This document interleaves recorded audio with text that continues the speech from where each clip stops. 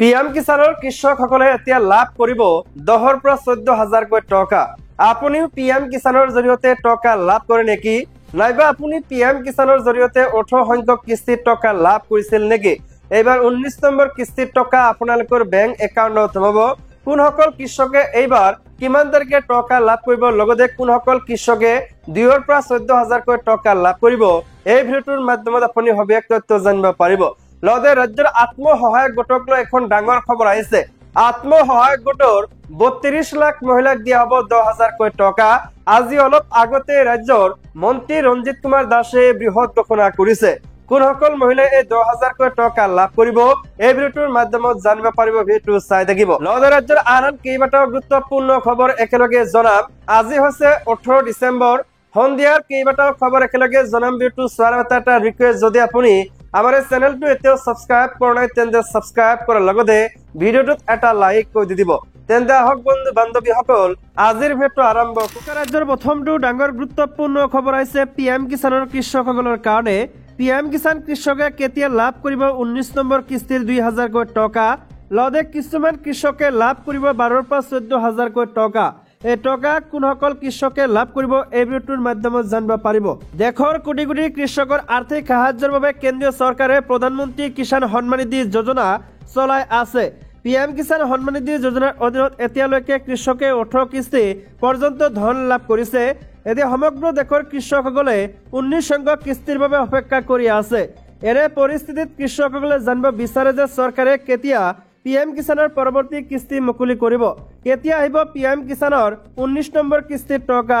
সংবাদ মাধ্যমৰ খবৰ অনুসৰি অহা বছৰৰ ফেব্ৰুৱাৰী মাহত অৰ্থাৎ 2025 চনত পিএম কিষাণৰ 19 সংখ্যক কিস্তি চৰকাৰে মুকলি কৰিব পাৰে। কিন্তু চৰকাৰে আনুষ্ঠানিকভাৱে ঘোষণা কৰা নাই 19 নম্বৰ কিস্তিৰ টকা দিয়া ডেট।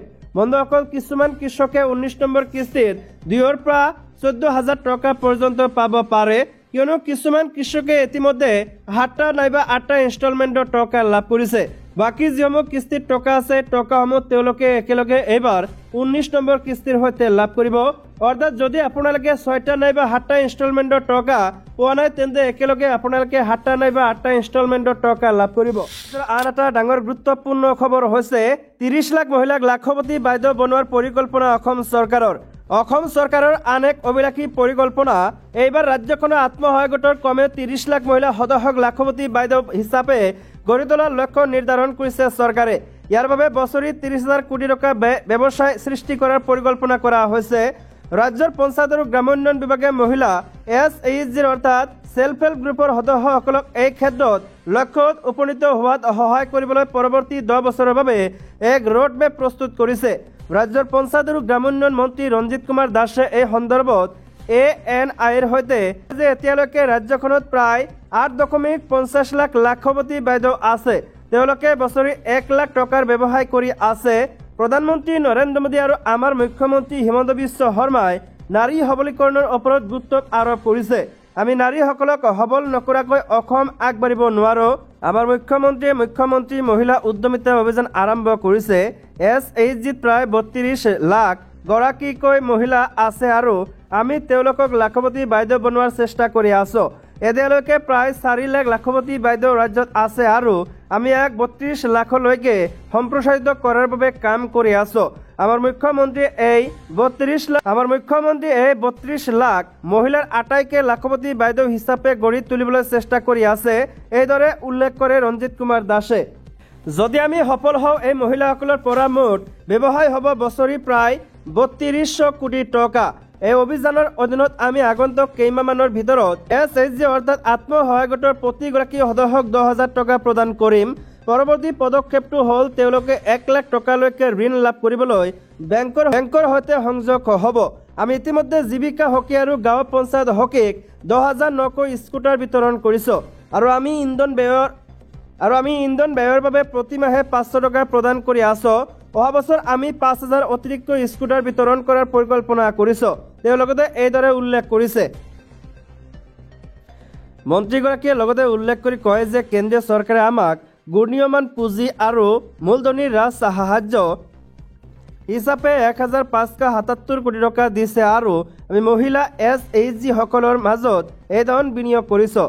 অসমৰ মুখ্যমন্ত্ৰীয়ে কনকলতা মহিলা সবলীকৰণ যোজনাৰ অধীনত 445 কোটি টকা মুকলি কৰিছে।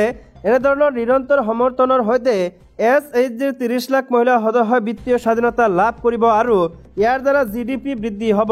যদি 30 লাখ মহিলাই প্ৰতিগৰাকীয়ে 1 লাখ টকাকৈ উপাৰ্জন কৰে তেন্তে ই বছৰি প্ৰায় 3000 কোটি টকা হ'ব। মন্ত্ৰী ৰঞ্জিত কুমাৰ দাসে এইদৰে উল্লেখ কৰে। আন এটা ডাঙৰ গুৰুত্বপূৰ্ণ খবৰ হৈছে PM স্বনিধি আঁচনিৰ অধীনত ৰাজপথৰ ব্যৱসায়ীক 13,422 কোটি টকাৰ ঋণ প্ৰদান। সফলতাৰ ক্ষেত্ৰত দ্বিতীয় স্থানত আছে অসম। PM স্বনিধি আঁচনিৰ অধীনত 8 ডিচেম্বৰ পৰ্যন্ত ৰাজপথৰ ব্যৱসায়ীসকলক মুঠ 13,422 কোটি টকাৰ 98.31 লাখ ঋণ প্ৰদান কৰা হৈছে।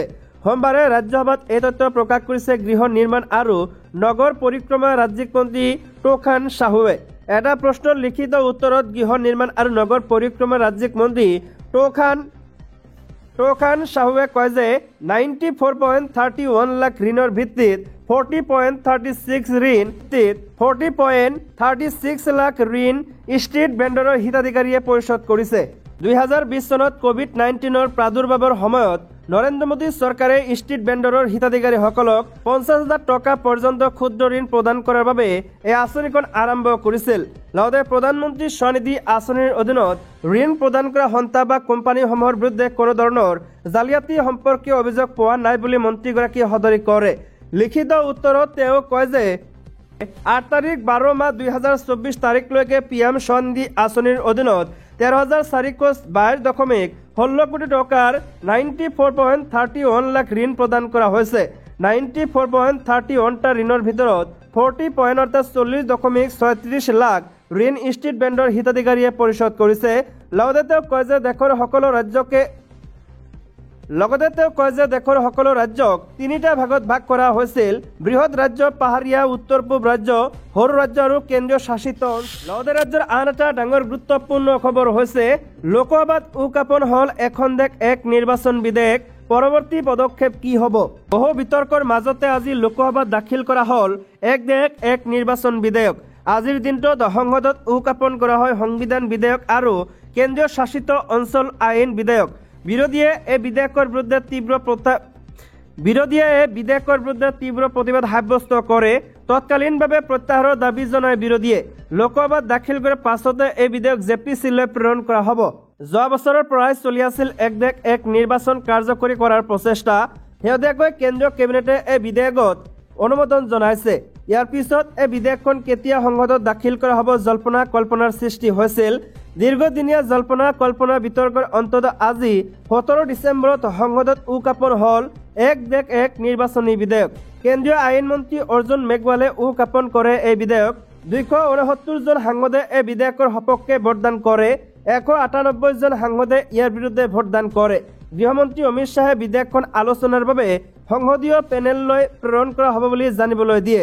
তেওঁ আৰু কয় যে এক দেশ এক নিৰ্বাচনী বিধেয়ক কেবিনেটত দাখিল কৰাৰ সময়ত প্ৰধানমন্ত্ৰী মোদীয়ে কৈছিল সংসদীয় যুটীয়া সমিতিলৈ প্ৰেৰণ কৰিব লাগে। এই বিধেয়কখন প্ৰতিটো স্তৰতে আলোচনা হ'ব লাগে।